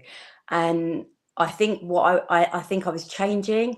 I think they taught through the automatic writing. I was completely asleep at this point. Like, I was not awake to anything. And the first stage of what they were they were teaching me was to see the world for what it was. And so, I'd come from I'd done a degree in journalism and politics. I was, I wanted to get into journalism, and they started to take me down the rabbit hole. And that was and so I was changing at a fast pace, reading everything I could read, seeing the world. Suddenly, the blinkers came off, and I went, that was my first route kind of. And then all of a sudden I started to be taught about, you need to meditate, you need to look at yourself, so it was it's been a really interesting journey. What have been people's responses to you when you're talking about these things? It's interesting because I've been quite shy about talking about it. Mm-hmm. So I'm only really starting to talk about it now. I did the book. I didn't really say anything to anybody. I just carried on. I've got a circle of friends that I confide in and talk to about. So I'm really I'm kind of like just stepping out with it now and owning it now. I've been quite shy about it. Well, good for you. Not being, I mean, either way, let people be however they want to be, and kind of like reveal themselves as and when they're ready. But I think one of the interesting things that you said to me then, and also you continued that in an email, was about that there were, I think, as you described them, some fairly controversial views in terms of like the resistance truther movement. Can you expand on that a little bit for me? Yeah, so they specifically say in the book that there's a certain proportion of the truther movement that they're hoping for us to start to see things from a higher perspective, so that we can look at things slightly differently, with perhaps somehow less anger coming from within ourselves, so that we can become more of a solution rather than kind of attacking the issue from the same consciousness, the same standpoint. Because what they're kind of trying to get across is that real true change comes from a change. It's really deep, but it actually comes from a change in consciousness. The systems have to be changed, but they can't be changed at the same level of consciousness that they're at. It's almost like we have to go. Exactly. Right. You cannot solve a problem with the same issues that created the problem in the first place. That's really what you're saying right there, Yeah. isn't it? And the Yeah. problem is what the so-called truther movement is literally based on a lot of fear and outrage, isn't it? How can we reach a place of enlightenment from all of this fear porn that is being shoved at us 24/7? Any thoughts about that? We can't, can we? No, we can't, because actually it just keeps us stuck, and it actually doesn't keep us powerful. We're so much more powerful when we can learn how to almost overcome the fear and feel powerful in ourselves, and trust that we are part of a bigger plan. Almost we didn't wake up just to stay stuck in this system. We're supposed to be able to overcome all the mind control, and we all have aspects of it. We've all got patterns, programming that we really need to take self-responsibility for, to overcome, if we really want to be a change, a real, a proper change. How do we find peace within the chaos, which is one of the chapters of your book? Oh gosh, that's a big question. Well, it starts with us really making inner peace our priority, and how it's explained is we don't really know how to do that, because our mind is so controlled to believe that we're nothing bigger than our small selves. Right. And so really the only way that we can do this is to start to make time each day. It's not really that logical, and it's not really that practical, in the sense of trying to take time to be silenced, trying to actually take time out of all the distractions, sitting with ourselves, being self-responsible for the fear that is within us, and trying to sit with it. Because, it's this old age cliche, but what we feel, we heal. And the more we, and it says, they do say that the more we heal, it sounds a bit naff, but the more light we let in. And so we become more strengthened by our true self, whatever we want to call it, our higher self, our soul, that presence that's within us. That is powerful. It's powerful. It really is. And one of the things that you also talk about is the importance of mastering one's mind so that it doesn't actually master you, right? But that's so hard. That's like a small thing to a huge answer. Where do you even begin with something like that? Oh, it's such a good question. Such a good question. Where do you begin with mastering your mind? I think the first stage is to realize how much your mind has been controlled. I think that's possibly, I can only say from how they've trained me, I had to really face how much I have been controlled, to then start to try and allow, if you like, my higher self, my soul, to have more presence in my life. So I noticed things like my mind would automatically go to, say, fear and worry. I'd then go into meditation and ask vulnerably, humbly, how do I stop this? How do I become sovereign in myself? And then the answer I got is, it's not through your mind. You have to trust and allow that higher part of you to work through you. It's illogical, but at the same time, we have to, in a sense, it comes down to an element of trust and faith that we are being guided by something bigger than us. And I know that sounds really But that's the reality, though. We've been taught literally to distance ourselves from the source of who we are, and whatever you choose to believe that is, whether you choose to believe it is like through a form of religion, like a God or a Jesus kind of character, or a source or the universe, whatever you believe, or you may not believe, but I absolutely do believe, and it's beyond belief. And the reason it's beyond belief is because I see examples of it every day in my life. And that's the thing, is I think once you're in tune, it's amazing what you can do, one, with quieting the mind and becoming a master or a mistress of it, however you want to look at it. But also, I think another key thing that you also touch on, and I think this is really key, is that we have a world where people have such victimhood mentalities on a constant basis. And I want to quote Chris Rock, oddly, he said that the world is, I'm going to paraphrase him. He said, Yeah. the world is, there are genuine victims in this world, but the emergency room is full of people with paper cuts. And I think that's a brilliant quote, because what it tells us is people create victimhood out of stuff that plainly is not victimhood. And I think the moment that you do that, you lose, right? You lose any ability to be able to reach a higher self. Yeah, absolutely. How do you deal with that? Say somebody's been through a terrible experience on earth. Somebody else has badly, harmed them. However, they've harmed them, maybe harmed their loved ones, and they are a genuine victim. They really are. But how do you begin to overcome something so momentous in your life? Oh gosh, that is such a good question. I mean, they're massive questions I'm asking you, and I get it that you're almost like channeling as I'm talking to you. I get it. I really do get it. I wonder if there are any simple answers at all. I know. And I must say this, I'm trying to understand it myself. It's like I'm trying to catch up with particularly that chapter which talks about, you are not a victim.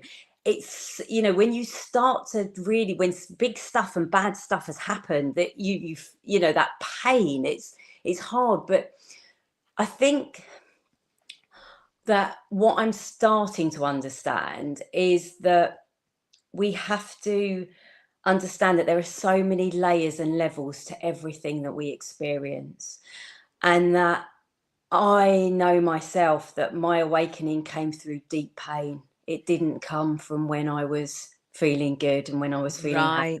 Right.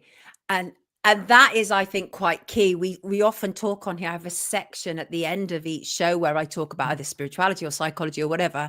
And I often talk about actually the value of adversity and how it has shaped me, but shaped me in a way that I'm happy with, even though it was hard earned, and I think that's it, isn't it? Like heartbreaking stuff, abuse and abandonment and, being orphaned and all these things. But it's made me who I am, and I'm happy to be who I am. And I wonder whether that is part of the soul's journey. Yeah, I absolutely believe that. I really, really do.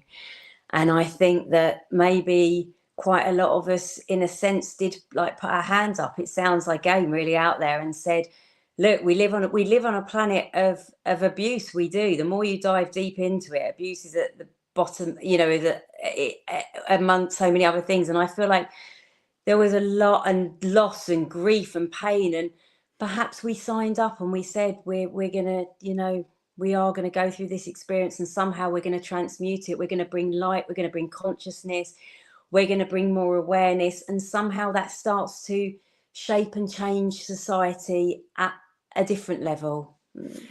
Gaslighting Gilligan is one of our regular guests. Great quote. We're emotionally led and allow emotions to dictate our reality, in quotes, and behavioral responses. That's why propaganda specifically sets out to target emotions. So the people who are working against us know exactly how we work, and they know how to use it against us. And so again, that's something else we have to overcome, isn't it? We have to, so like going back to that whole kind of alternative movement, truth and movement and everything, from your automatic writing and the channeling, any advice on how we can better it? Because a lot of people in that movement genuinely want the truth, but they're also being misled by other people within it, because obviously there's always people, there's always usurpers and people who have come in to infiltrate and change the course of a movement and everything. But really, any advice? Because it's all about the soul's journey, a lot of this that you're dealing with. Yeah, I think that it's obviously within the truth movement, everybody is waking up, everybody's really passionate, everybody wants to see change. But the more we can get in touch with our own intuition and our own inner guidance about how we individually can make a difference, the more powerful the movement will become, because then we'll be drawn. It's like, right, we're being really, I guess what I'm trying to talk about is the movement inwards, not outwards, to then affect greater change. Yeah. Because if we just keep getting swept by the anger, like going back to feeling like victims of the system, we're actually really we're not actually really helping. I know it feels powerful to feel the anger and to know that we're up to date on all the latest, but actually we're not really being effective agents of change. No, we're not at all. It's a lot of noise, a lot of rage, a lot of outrage, often based on absolute mis and disinformation. Yeah. And just because people want to believe, like they want their thoughts validated. So as soon as they receive any information that even halfway attempts to validate their thoughts, they run with it. And of course, what do you think about things like social media? I mean, there's like good and bad, obviously attached to social media, but social media is one, brought people together, but now being used against us in many respects. Do you think that's fair? Yeah, I do. Yes. How do we deal with that though? Because it's such a useful tool for us coming together. So we have to develop, there you go, use discernment at all times. Discernment is so vital, right? Absolutely. And you know what? I actually do believe we can train ourselves to actually feel into what, if we like, is truth and what is actually manipulating us. I believe that we can start to feel it. We have that sense within ourselves. Maybe we can't handle the truth, says Frank. Do you think we're running away from ourselves? Do you think that because we're only human, aren't we? We're mere mortals and we're full of errors and mistakes and shortcomings and all of these things, right? So maybe the fact is that even though we have those guiding lights available to us, if we want to, maybe we're also scared of facing the truth. Is that an element of it as well? Yeah, I think absolutely. I think one of the spiritual practices of what they call shadow work is one of the scariest things you can actually do. Yes. Like, oh my God. I mean, yeah. And so I guess if we can't face ourselves, right, ultimately, we can't face anything else, can we? And so I suppose if we can be brave and we can be courageous and we can face ourselves in all our aspects and we can embrace our darkness and all the stuff that we don't want anyone, we just want to hide from. I think if we can dare to do that, then we can start to face properly what's going on. And perhaps in our own small ways, we can start to make some kind of a difference. What do you think about meditation? Is it key, as Mike suggests? You can all experience these abilities. Some people come on here and say, don't promote meditation. It's the devil's work. It allows darkness to creep in the empty space. I don't agree with that at all. I think good meditation is one of the best things that a human can do. But what's your thoughts on meditation? I'm an absolute advocate for meditation. How I see meditation is that the more time we allow ourselves to be in some kind of silence, we're strengthening our connection with our soul, with our higher self, with our intuition. That's how I perceive it. I don't perceive it in any way as darkness. I don't see it like that. I see it that we're giving space for that side of ourselves. There's silence speaks to us. I've learned this myself. It sounds really out there, but fact. No. It does. Speaks very loudly, actually. Yeah. Silence speaks very, very loudly, whether that is your own internal silence or if you choose not to dignify somebody's appalling behavior, that silence again also speaks volumes. Just talk to us about, you say that the coming crisis is part of the divine plan, and you say nothing is what it seems on the world stage. Expand on that. Okay. So they say that the era that we're stepping into is inevitable, and that everything that has been hidden has to be come up for the world to face. And just like we had to face our own awakenings, humanity at large has to. Sorry, I've forgotten what you asked as the second part, Sonia. Second part is about how what we're witnessing. You say nothing is what it seems on the world stage. So everything that we're observing, whether that is the overthrow of Assad or the opening of the Notre Dame or the globalists coming together, nothing is what it seems. Well, I think what they're trying to say is that we can only grasp at what we think is the corruption, or what we think is how we're being played, or the collaborations or the non-collaborations, and really we don't have, we can't really understand the depths of kind of the manipulation that's at play. So it's quite hard for us to really understand what's going on. But at the same time, they're saying it's all part of a plan to start to expose it. Well, now that is interesting. Sasha says it's a spiritual war. I do Mm. tend to agree with Yeah. that. It feels very much that what we're experiencing and have experienced for a very long time, and certainly for those of us who are more aware, is there is absolutely a good versus evil at play here. And that feels accurate to you. There's not some other divine force in play, but it is a kind of simple case of good versus evil.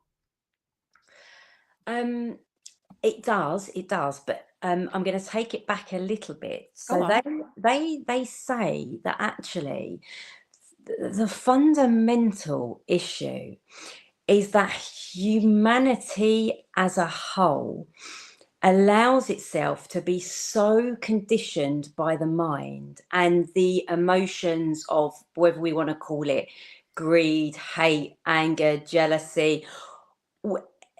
Man's mind is so dark, really, that it plays out on the world stage. Got you.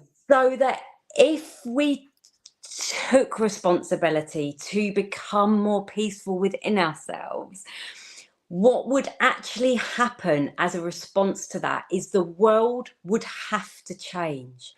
So in a sense, there's a lot of players on the world stage who are actually playing out at a macrocosm what's going on the microcosm. Yeah, understood. But the thing is it's interesting watching you, because you literally, it's almost like I ask you a question and you're waiting for an answer for someone else. It's someone else, like, is someone else inside of you supplying answers to you? Is that what's going on? No, I think because I've channeled this, and because I guess I don't feel an authority, because I'd be pretending I'm trying to be peaceful. I'm trying to understand what I've written. Right. I kind of feel that I'm not doing it service if the Helen human that's just trying to understand what she's brought through automatic writing answers you. I feel like I'm almost doing a disservice to what I've brought through. Does that make any sense? It makes absolute sense. I get you. I really get you. Before you leave us today, tell us what you want people to know about you, your book, and the coming times.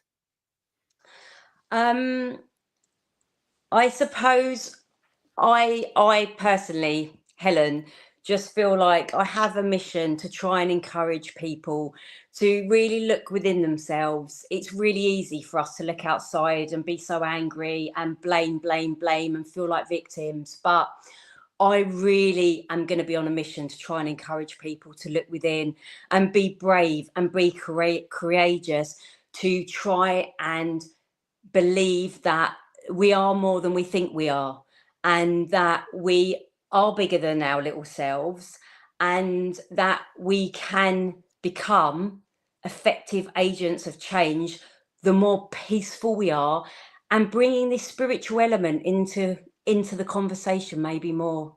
Yeah, I don't think our world, just on a practical level, where we're geared around finances, monetary issues, and, everyday practicality is going to solve the problems. I really don't. And I really appreciate you joining us today and kind of working your way through it, literally visually in front of our eyes. It's quite fascinating.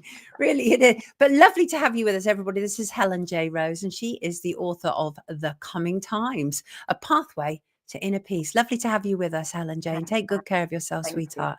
you. Lovely to have her. She's lovely. Yes, she is. Oh, yes, she is. Very much enjoyed that. Yes, I did. Because I'm that kind of girl. You all know I am. Oh, yeah, you do. Oh, yeah, you do, people. I wonder whether I can get Jim's video working again. It didn't work first time. I don't know if it's going to work. Let's try it. No, it doesn't want to. Okay, well, sometimes that happens. I'll play it on Friday if I can. Right. I want to talk about this assassination. This stuff is mind-boggling to me. And I know that our viewers will have many, many comments to make. Deny, defend, depose, written on the shells, right? Assassination of health insurance CEO Brian Thompson has literally thrown a light on the $1 trillion so-called health industry that actually profits from harming people. The internet is literally cheering an assassin. And I think that this is a moment when people need to wake up and realize that the 1% have problems, because we're living in an era of transparency, and these 1% cannot function the way they functioned before. And before I get going, don't think for a second I believe that the root to this is killing people. We've just come from a conversation about peace, finding peace. And so I obviously am not here promoting the assassination of anybody. I'm here trying to understand people's responses to it. So as I say, those 3 words, deny, defend, and depose, were discovered on the casings. Many people thought it came from a book which was similarly titled, and probably was actually. I think it's really interesting what we're being told. This happened Midtown Manhattan last Wednesday morning. I want to get some feedback from the comments here. Has to start somewhere. Is this about something else? Are we still on? Helen? Yeah. Thank you very much, Helen, says Michelle. I think the whole thing is really interesting. Like if you scroll through Brian Thompson's LinkedIn, right, many people were angry about the denied claims. He oversaw record profits for United Health, record profits. And part of those record profits were as a consequence of denying healthcare that they were entitled to extremely sick people. Right. I saw that one woman had responded to a post that Brian Thompson had made, boasting about his firm's work on making drugs more affordable. She said, I have stage 4 metastatic lung cancer. We've just left United Healthcare because of all the denials for my meds. Every month, there is a different reason for the denial. I heard a recording where one man who eventually took legal action against United Healthcare, where he was talking to the call center workers. They were laughing about him. The recording caught them laughing about him being denied healthcare. There's so much evil. But the thing is, you then get all the tributes from the other like-minded people. So one example, Michael Tuffin, president of insurance industry organization AHIP, said he was heartbroken and horrified by the loss of my friend Brian Thompson. Brian Thompson was on a multi-million-dollar package. And that came as a consequence of people suffering. Now, I don't always support allopathic medicine. I don't. But for many people, it's a lifeline. For many people, it is the last stop, or else there's no hope at all. Okay. But there is an absolute celebration online and elsewhere regarding this. I've talked to a few people over the last few days about this. And honestly, there isn't that much compassion for Brian Thompson. There isn't. And obviously, there were threats made to him. There were protests because of denying the healthcare. Stella said they're just as vile as the banking industry. Just Monday and Friday, Aurora. That's when I'm on. Most of the call centers are in other countries, and they often don't understand, says Vape King. Yeah, these were Americans, though. The call center I heard was Americans. They were laughing at this poor guy being denied healthcare. It does take an extra sick mind. Yeah. I mean, and the thing is, though, is that people can look at Brian Thompson and say, wow, he profited from that. But what about the doctors? There were doctors involved in denying healthcare on behalf of these insurance providers. They're not doctors. They can't possibly be doctors. The thing is, obviously, the medical doctor system is set up for the allopathic industry, for big pharmaceuticals, right? Now, if people are insured by and it is the American system, which they very much want to bring into the UK, which is why they've spent 20 years running down the National Health Service in order to privatize it. And they did partly privatize it 10 years ago, where 49% of beds are private. Absolutely outrageous, on our money, on our taxpayer money. Yes, denying healthcare is an abuse of power. Yes, it is. Doctors' targets are necessary to make people well, but to cut corners and save money, says Greg. I didn't realize they had call centers with America. Yeah, Vape King. I mean, I get you. A lot of the call centers are now actually in India. In India, in Korea. I get you, absolutely. But these particular ones that I heard were, you were never really healed. You were managed, said Amy. And that's a reality, isn't it? We know that. We know that. But what do they say? And that is big pharmaceuticals do not provide cures. They create customers because it's an ongoing chain, isn't it? It's an ongoing chain. But I just think the whole thing is really interesting, the response to it. And the thing is, the US health system is already complicated for people. It's expensive and huge costs, even though people are insured, can often fall directly on the individuals. It's a horrible system. It only works for those with money. Where have we heard that before? And some of the premiums for them are like 19,600. That's an approximate amount for an American family to be insured by these people who then go on to deny them healthcare when they need it. Last year, United Healthcare settled a lawsuit. It was brought by a chronically ill college student. And actually, I think it was actually his recording that I heard where they were laughing about denying him the healthcare. I could be wrong on that, and they've also, of course, issued. Let me just see if I've got the new images because I think that's also interesting. Have I still got it? Let me have a look. Yeah, in the back of a cab, lots of images, right? Lots of images of this guy. Well, on Friday's show, some of our viewers were wondering whether this is actually female. Let me see if I can get a bigger image on that. Oops, let me try that again. Let me add that to the stage again. There you go. Look at that. It's really curious, isn't it, that we're seeing so much of this person. And by the way, did you notice that at 2 stages of these photos, he's got a different color rucksack, right? Like when he's behind Brian Thompson outside the hotel, he appears to have a cream rucksack. And then when he's in Starbucks, he appears to have a black rucksack. So that's also very curious. What's that?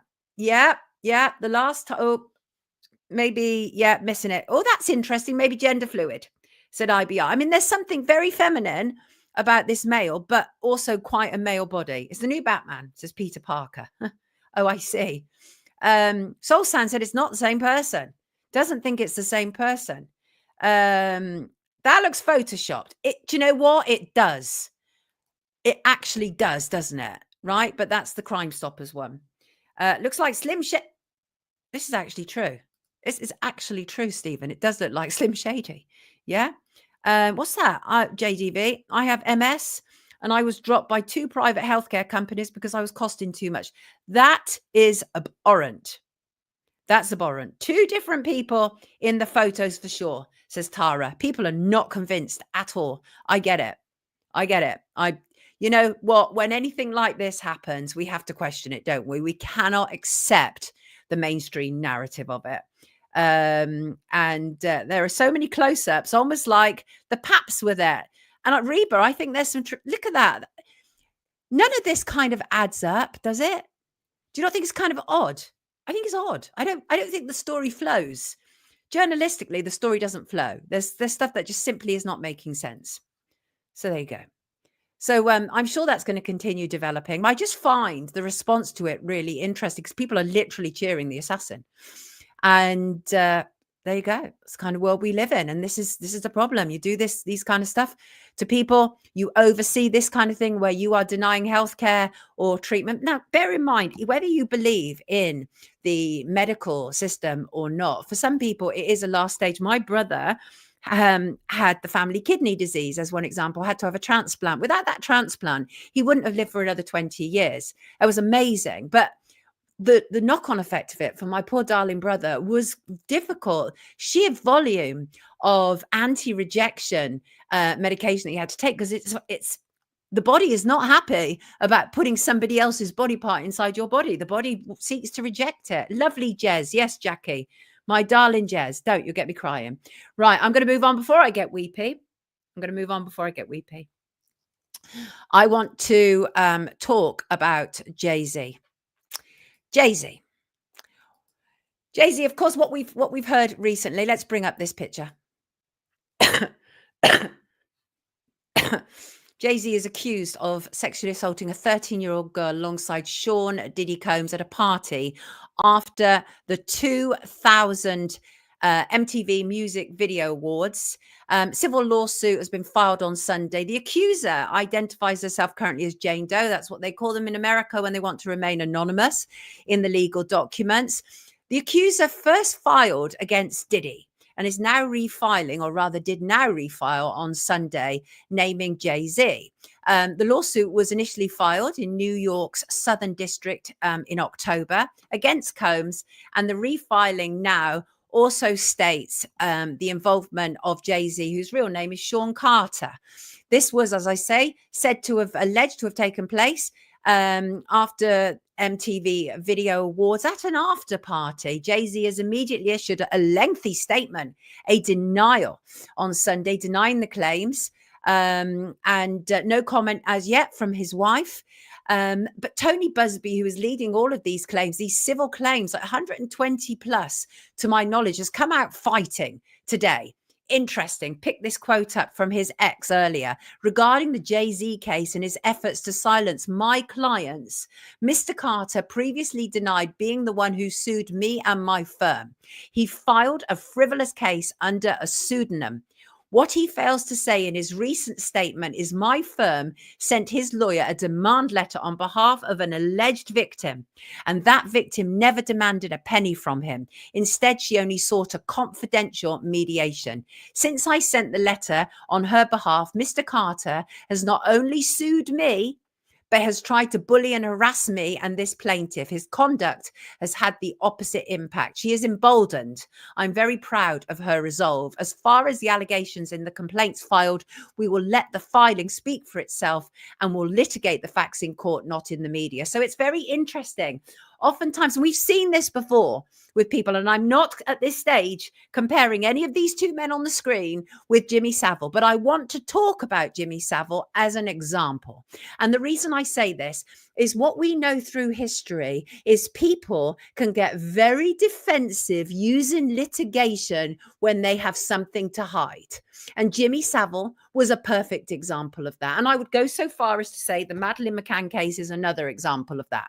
Because I do believe that the people were there know what happened to Madeleine. And so, of course, they became very litigious and shutting down people asking what had happened. And the same with Jimmy Savile. And as a journalist, I've seen it. I've seen people be extremely litigious when they've got something to hide. And that's a reality. We see it all over the world. And so what happened was Tony Busby sent this correspondence to Jay-Z for mediation, and Jay-Z filed back with a lawsuit. That's a defensive strategy and that is to just shut it all down. And, you know, the thing is, Jay-Z is extremely wealthy. Jay-Z is not that talented. Not in my opinion, not in many people's opinion. What he is a great networker, and he knew how to make money. That's what he knew. So the accuser said that she was taken to a party by a limo driver who worked for Diddy, told her that Combs liked younger girls and said she fit what Diddy was looking for. I mean, I have all manner of question marks, including what is a 13-year-old girl doing out there? And I'm certainly not blaming her. She needed protection from the get-go, right? She needed protection from the get-go. She was taken on a 20-minute drive by this limo driver. She arrived at what she believed to be a large white residence with a gated U-shaped driveway, was told to sign her name to a document she now believes to have been a non-disclosure agreement. Well, straight away, you enter a place and you're given an NDA. I mean, a 13-year-old is not going to have her wits about her to know necessarily what the hell that means. But as an adult, trust me, if you're entering a building, entering a party, and the first thing they want you to do is sign an NDA, it might be a good idea to head back out again. It might. Yes. He's got 99 problems now, says JDV. Right, exactly. I've got 99 problems, and being accused of this is certainly one of them. Oh, yes. So it's really interesting. Tony Busby, the lawyer, by the way, very theatrical. And I don't always necessarily agree with his approaches. I really don't. But I do think he was right to come out with that statement this morning, because the defensive response of Jay-Z is highly questionable. Yeah, Stephen's brother worked at Broadmoor, and he said the staff knew what Savile was. I think a lot of them did, but he was so powerful. I've had people who have come to me afterwards and said, you know, people were talking about it. People knew that he was a problem. He was given, no, it was Rampton, wasn't it? That he was given the keys, and that was where he was able to access the mortuary. Weird stuff. Weird stuff. Let me move on. Have to finish by 11 o'clock. This is my new aim, 9 to 11, people. I'm going to be more structured. Yes, I am. I'm going to be more structured. That is my plan. Hello to our new viewers over on Spotify. Serge Cower said, enjoyed your podcast, Sonia. Can you tell us why TNT radio shut down? Well, so it closed because it ran out of money. And then it kind of set back up again as something like the Pulse. It's like, hello, the 1970s called and want their name back. And that ran for a couple of weeks, but didn't pay any staff. So it's now collapsed again. And I just think that it wasn't, I mean, when I worked there, I could see the potential for it going huge, but there were not enough good presenters there. That was the reality. Not enough good shows. And the formatting was pretty rubbish. And the owners were problematic for many people. They were accused of being toxic by many people. I witnessed it. They were not toxic to me. Not particularly. They tried to, oh yeah, they were. They censored me. They literally censored me. And that's why I eventually left. But they're talking about relaunching now as some kind of, I don't know, 70s music show or whatever, which is probably more fitting, and they'll probably have more success because the people behind it literally are like caught in the 70s. Even the language that they use is very, very redundant and old fashioned. And hello to David also on Spotify. Thank you so much for joining me there. I very much appreciate that. Yes, I do. Anything else that I want to come to at the moment, because I really want to spend some time talking a little bit about my trip to Berlin, because it was really kind of mind-blowing. But I just want to check if there's anything else that I've failed to cover this morning that I wanted to. So obviously, let's do whatever we can to help Catherine O'Sullivan. Absolutely vital. What's going on in your lives? Talk to me. Basically, TNT blew up, says Cavan. How about the Rothschild who was found dead in Hollywood? When was that, Soul Sound? Was that just recently? TNT could have exploded at one point. I think there's a theme here. I always like Lembit. Yeah, Lembit's all right, JDV. Lembit was absolutely fine. Absolutely fine. Thank you, MB. Sonia and Patrick Henningson. The only ones worth watching on it. I appreciate that. Appreciate that very much. But, you know, it's one of those things. Thing is, I left. I said my piece. I moved on. That's it. I'm that person, right? Yeah, I'm going to talk to you about my mission, Jackie, because honestly, like, quite mind-blowing. There was just, like, I am still profoundly touched by that experience. Profoundly touched by it. So I want to get onto that. And I'm going to get onto it now, actually. So, as I say, the plan was that we were going for a weekend, taking my beautiful daughter to Berlin. And so we did. And a lot of kind of travel headaches and a delayed flight. And we had to make a connection as well, because we ended up, for some reason, don't even ask me why, we went from Heathrow to Zurich and then from Zurich to Germany rather than straight through. But that was how the travel agents had set it up. And I won't be doing that again. It will be direct or nothing. They're having a conversation about Rothschilds. I see. I clicked your bit. What's that? I love Patrick too, says Jackie. Johnny Vedmore. I was great. Right. Got you. Yes. Right. Let me talk about this. Just gather myself. So, as I say, we saw that the abortion protest, which unfortunately for some reason is not playing for me, but we saw other protests as well. And we walked the memorial to the murdered Jews of Europe. And that actually overwhelmed me, because I know that there are a number of different versions. And certainly the Red Cross gave a different version of what happened during wartime. We know that. But I'm in no doubt whatsoever that there was a Holocaust, and it was a Holocaust that impacted lots of different people. But one of the reasons why they have the memorial in Berlin is because Berlin was the city that was hugely populated before the war by Jews. And so we walked to, so what happened was we went to Brandenburg Gate, and we went through Brandenburg Gate, And you immediately get this kind of like huge, overwhelming sense of history, because I grew up the whole idea of the Berlin Wall and how it divided people. And I clearly remember when it was kicked down. I literally remember the first part coming down. And so it's quite odd because when you walk further down, like to kind of like the shopping area, they've still got parts of the Berlin Wall, just kind of like to remind people. And in the same place, they also had paste there with like quotes from Julian Assange. What national guilt is palpable in Germany. We were talking about that. We were talking about that, Craig. Absolutely. It is absolutely palpable. And like, honestly, around the Brandenburg Gate, you really, really feel it. And so this was, let me just add this. This is actually the memorial to the murdered Jews of Europe. And I have done another video, but I just wanted to show you this. And so the idea, of course, is that there are many of these blocks of differing sizes, and it is to represent the murder that took place. But obviously, as we know, it was all different people, all different groups, gays and blacks, as well as Jews, who were murdered. But you're absolutely right that the guilt there is palpable, and you can actually feel it. There's a sense of it. It feels dark when you start to go in these areas. And I actually got really overwhelmed walking amongst these structures. Really overwhelmed, started crying. It's like out of nowhere, it literally overwhelmed me, and it felt really painful. And so we saw the around that areas of the Soviet War Memorial. We also, prior to that, we explored the Memorial Church of the Kaiser Wilhelm. Again, absolutely beautiful. Some of the architecture is absolutely mind-blowing. But it is steeped in all of this historic pain. Mick is not impressed, right? Vibrations, yes, Judith, absolute.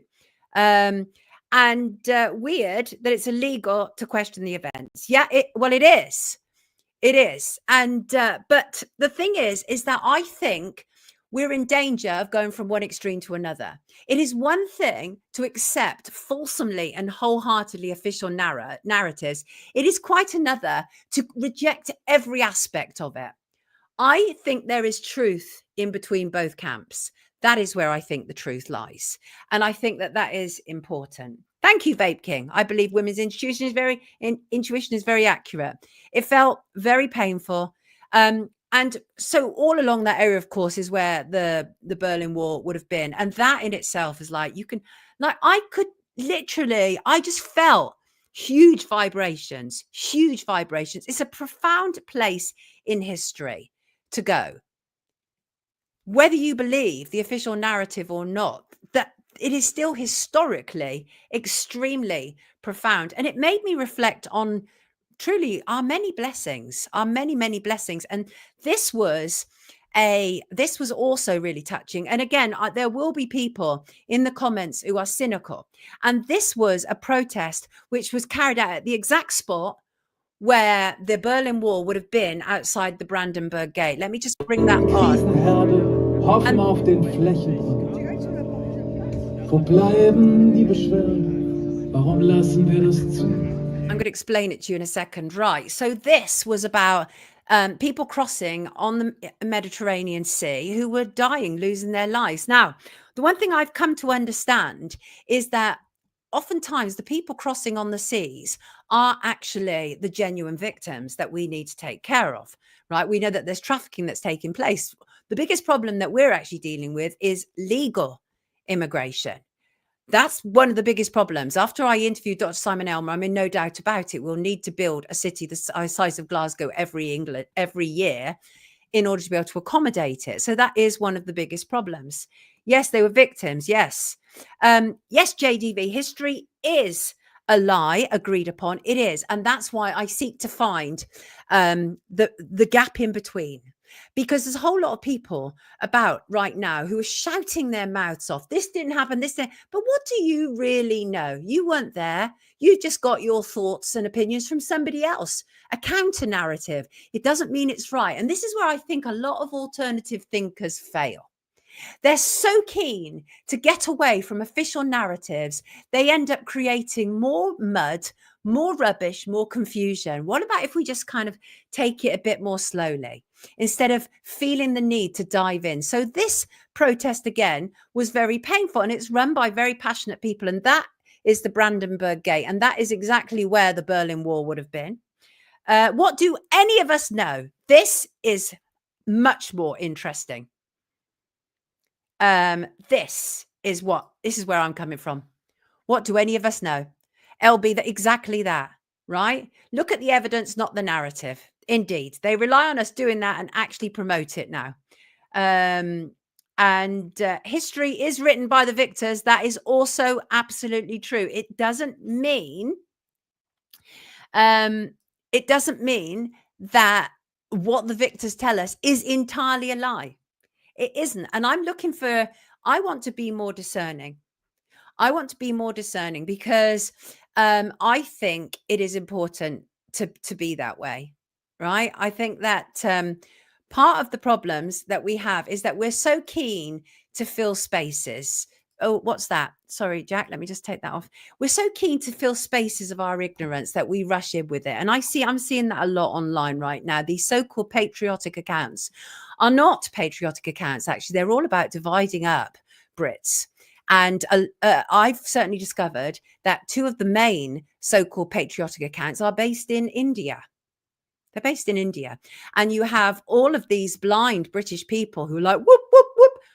Don't associate me with those people. Well, I am looking for the truth about the impact of immigration. I'm not a racist. I'm not a bigot. A lot of these people are just plain racists. And as soon as something bad happens, they're like, let me hope that it's a black or brown person who did it, right? Because they're racist. I mean, it's almost like they seem to think that white people have never done any harm in history. It's pathetic. Like, if you're looking for the truth, at least try and search for the truth. And that is what I'm aiming to do.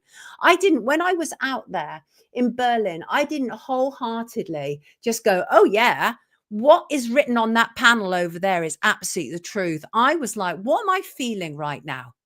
Based on what I've been told this is about, and based on the counter narrative of it, like a David Irving as one example, what do I actually think and feel is the truth of the matter? And I think that the truth of the matter is somewhere in between. And all I know is that the whole experience was a really profound experience for me. It touched me deeply. I felt a real sense of historic injustice. I really did. And what was also curious, by the way, was that part of my travel issue was that I was constantly being stopped. I was stopped at Heathrow by security.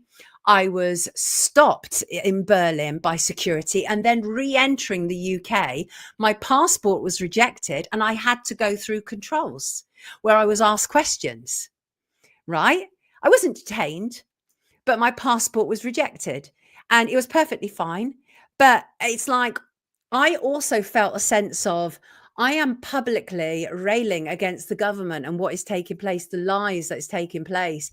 Is it possible I am in the system? I know I'm in the system because I know from Freedom of Information and subject access requests that I was spied on by number 10 Parliament, by the Cabinet Office, from C19 onwards, and almost certainly before that as well. So I know that they're tagging us, and they're certainly tagging people like me. But I just found that really interesting. And so all of that added to it, because I'm here, genuinely want to get to the truth. Whatever the truth is, I genuinely want to get to the truth. But it also made me reflect. It made me reflect a lot on how incredibly important the truth is. And what we are subject to is mis and disinformation from legacy media, and then mis and disinformation from so-called alternative media.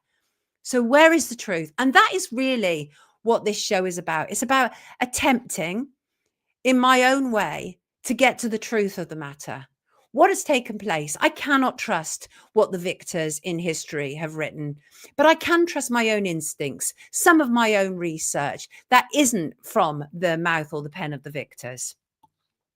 Yes, what's about science? The truth is elusive. And that is the reality, isn't it? Wait. And very soon, can you imagine? Science, we're talking about science now. I love you too, Jack. Truth will out, even when it hurts. That's the reality. I just want the truth. I want the truth of every situation, right? We are building. Truth is good. Truth is good. Truth is absolutely good. And as I say, even if the narrative doesn't suit what I already believe about something, just bring it to me. I want the truth. That is what I'm keen to have now. And I know that you all feel the same way. Certainly the people who tune in here, who I greatly appreciate, you know, whether that is what we're being told about the globalist gathering on Saturday or what took place in Syria. We know they're lying to us.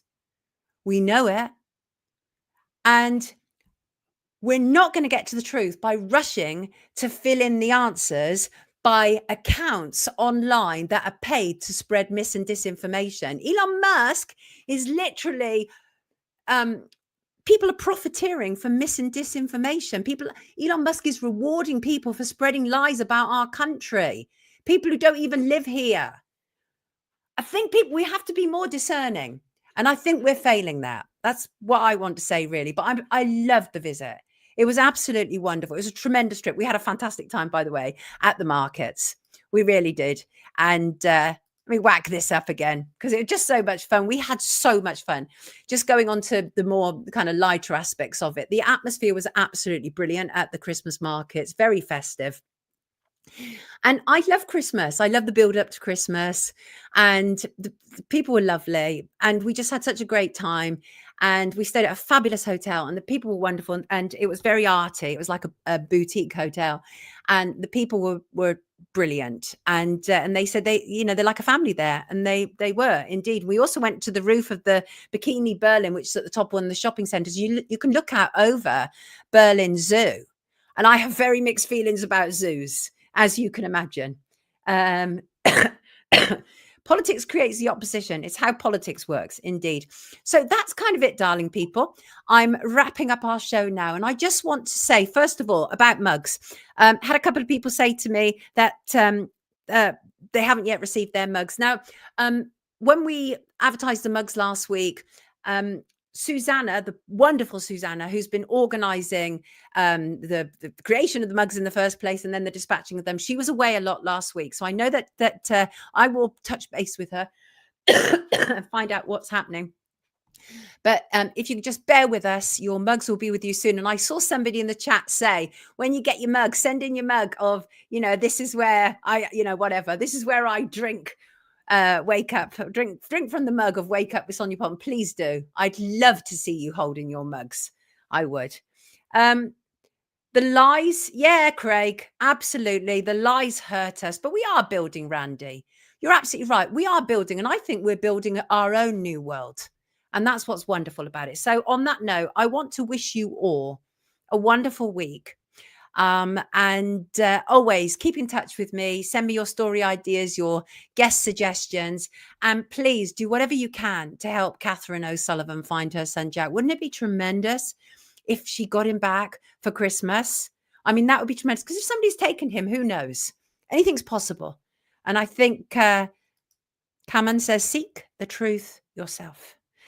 And that is the reality. Look, on that note, we've got to have a blast of this, right? If I can bring this up, let me just see, because I think that we always need to leave on an upbeat note, right? Ho, ho, ho! Merry Christmas! You can't handle the truth. Good morning, beautiful people. Have a beautiful week. I love you lot. I'm very grateful with you. Twice a week. In the new year, plan is absolutely send it today as well. And we are just it's the time of day for Sonia and crew. Oh, yeah. Good morning, Grand Grand Risings. Love you all. It's See you time Friday. to wake Have up a with Sonia fantastic week. Poulton. Sonia Poulton. And let's just do everything we can to combat the lies with the absolute truth, because the absolute truth exists. Oh, yes, it does. Take good care of yourself. Thank you once again to my wonderful, wonderful mods, Crazy Bunny and Soul Sound. I keep remembering which names they're operating under, and as opposed to their real names, that is. And thank you for being here. Thank you, as always, to our wonderful chat. Love you too, Jack. Take good care of yourself. God bless you all. And says the non-religious person. Again, that's cultural. In the same way as I celebrate Christmas, it's cultural as opposed to religious. And because Life can be complicated sometimes. Life isn't always that simple. Love you lots. See you Friday. Have a tremendous week.